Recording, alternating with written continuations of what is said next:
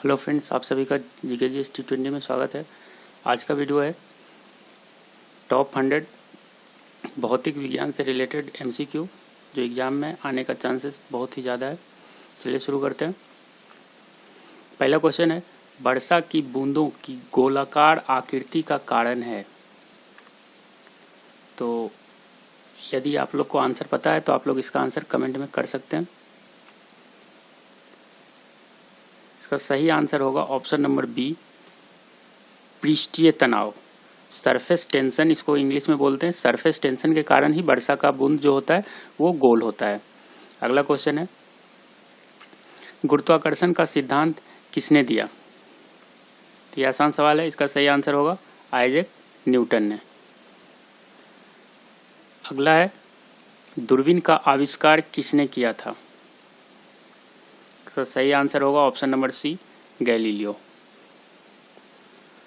अगला है, निकट दृष्टि दोष से पीड़ित व्यक्ति के चश्मे में प्रयोग किया जाता है। तो ये प्रयोग किया जाता है अवतल लेंस का। देखिए, और उत्तल लेंस का प्रयोग कहाँ किया जाता है? उत्तल लेंस का प्रयोग किया जाता है दूर दृष्टि दोष के लिए, याद रखिएगा ये। और अगर आपको ये नेत्र से या फिर आई से रिलेटेड वीडियो चाहिए तो इसका लिंक ऊपर आई बटन में है।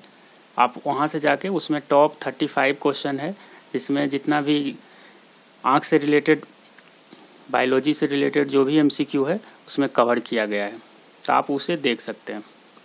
अगला देखते हैं, ट्रांसफार्मर प्रयुक्त होता है। इसका सही आंसर होगा option number C, AC voltage का उच्चई और अपचयी करने में। मतलब AC वोल्टेज को जो होता है बढ़ाने और घटाने में उपयोग किया जाता है। अगला है, मनुष्य को ध्वनि कंपन किस आवृत्ति सीमा में होती है? तो इसका सही आंसर होगा ऑप्शन नंबर डी, 20 हर्ट्ज से 20,000 हर्ट्ज के बीच में। इसे ही ऑडेबल फ्रीक्वेंसी भी बोला जाता है। अगला है, निम्नलिखित में से कौन सर्वोत्तम विद्युत चालक है? इसका सही आंसर होगा ऑप्शन नंबर डी, चांदी। सिल्वर ही विद्युत का सर्वोत्तम चालक है। अगला है, परमाणु के नाभिक में होते हैं। तो इसका सही आंसर है ऑप्शन नंबर ए, प्रोटॉन और न्यूट्रॉन। देखिए, प्रोटॉन और न्यूट्रॉन, तो मान लीजिए ये एक परमाणु है तो इसके नाभिक में तो प्रोटॉन और न्यूट्रॉन रहते हैं यहाँ पे, और ये जो चारों साइड चक्कर काटता है तो ये इलेक्ट्रॉन काटता है। अगला है, पायरोमीटर किसके मापन में प्रयोग किया जाता है? इसका सही आंसर होगा ऑप्शन नंबर सी, उच्च ताप को मेजर करने के लिए किया जाता है। अगला है, प्रत्यावर्ती धारा को दिश धारा में किसके द्वारा बदला जाता है? तो ये बदला जाता है रेक्टिफायर के द्वारा। ऑप्शन नंबर बी सही है।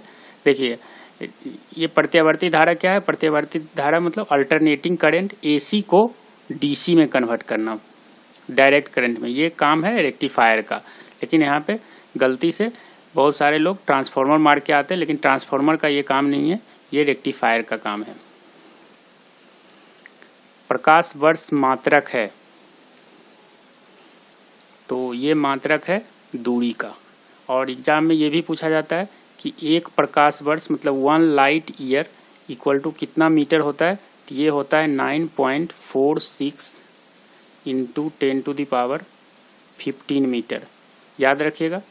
और हो सकता है ये किलोमीटर में दे या फिर मील में दे, तो आप कन्वर्ट करके रख सकते हैं, लेकिन ज़्यादातर ऑप्शन मीटर में रहता है। अगला है, सूर्य की ऊर्जा उत्पन्न होती है, ये नाभिकीय संलयन द्वारा। ऑप्शन नंबर ए, सूर्य में ऊर्जा जो उत्पन्न होती है उसमें 2 हाइड्रोजन एटम मिलकर एक हीलियम बनाता है, जिससे भारी मात्रा में ऊर्जा उत्पन्न होती है। वायु में ध्वनि की चाल 332 मीटर पर सेकेंड होती है। यदि दाब बढ़ाकर दुगना कर दिया जाए तो ध्वनि की चाल होगी। तो इसका सही आंसर होगा ऑप्शन नंबर बी 332, क्योंकि देखिए ध्वनि का जो चाल होता है इस पे प्रेशर का कोई भी असर नहीं होता है, प्रेशर से इंडिपेंडेंट रहता है, इसलिए ये सेम ही रह जाएगा। वायु की आर्द्रता को मापने के लिए कौन सा यंत्र का प्रयोग में लाया जाता है? तो इसका सही आंसर है ऑप्शन नंबर ए हाइग्रोमीटर। और यहाँ पे कुछ ऑप्शन और है जो इम्पोर्टेंट है, जैसे ओडोमीटर। ओडोमीटर का यूज क्या किया जाता है? तो ये किया जाता है डिस्टेंस मेजर करने में।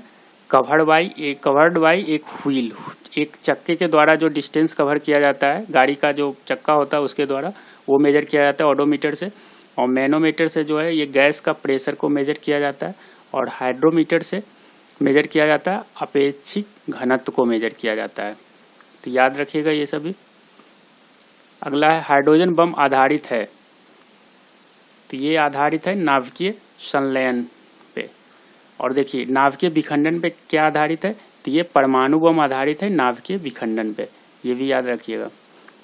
अगला है प्रकाश के चीकने पृष्ठ से टकराकर वापस लौटने की घटना को कहते हैं, तो ये प्रकाश का परावर्तन कहलाता है, रिफ्लेक्शन। अगला है ध्वनि की तीव्रता मापने की इकाई, तो इसे डेसिबल बोला जाता है। अगला है परमाणु में प्रोटॉन रहते हैं, तो ये नाभिक के भीतर में रहते हैं। जैसा कि मैं पहले ही बता चुका हूँ, प्रोटॉन और न्यूट्रॉन नाभिक के भीतर में रहते हैं। और अगर अभी तक इस चैनल को आप लोग सब्सक्राइब नहीं किए तो इस चैनल को सब्सक्राइब कर लीजिए और बेल आइकन को प्रेस कर लीजिए, ताकि ऐसे आने वाले वीडियो का नोटिफिकेशन आप लोग को सबसे पहले मिल सके। और अगर आप लोग को ये वीडियो पसंद आता है तो इसे लाइक करें और ज़्यादा से ज़्यादा शेयर करें। इसके अलावा यदि आप मुझे सोशल मीडिया पे फॉलो करना चाहते हैं तो इंस्टाग्राम और फेसबुक पे इन आईडी पे फॉलो कर सकते हैं। यहाँ पे मैं ज़्यादा टाइम एक्टिव रहता हूँ, तो कोई भी डाउट आप पूछ सकते हैं। अगला देख लेते हैं, बिजली के बल्ब का फिलामेंट किस चीज़ का बना होता है? तो ये बना होता है टंगस्टन का। और एक क्वेश्चन और आता है कि ये टंगस्टन का क्यों बना रहता है? तो टंगस्टन का जो होता है ये प्रतिरोध उच्च होता है और गलनांक, प्रतिरोध और गलनांक दोनों उच्च होता है, इसके वजह से ये टंगस्टन का बना होता है। तो याद रखिएगा, क्वेश्चन घुमा के भी पूछा जा सकता है। अगला है ध्वनि नहीं गुजर सकती, तो ये निर्वात से नहीं गुजर सकती। और एक क्वेश्चन इसमें आता है कि ध्वनि का वेग सबसे ज़्यादा किस में होता है? तो ये सबसे ज़्यादा ठोस में होता है। तो यदि पूछा जाए तो यहाँ वायु, स्टील और जल में से सबसे ज़्यादा स्टील में होगा। ये था आखिरी क्वेश्चन। अगर आप लोग को ये वीडियो पसंद आया तो इसे लाइक करें और ज़्यादा से ज़्यादा शेयर करें। Thank you for watching.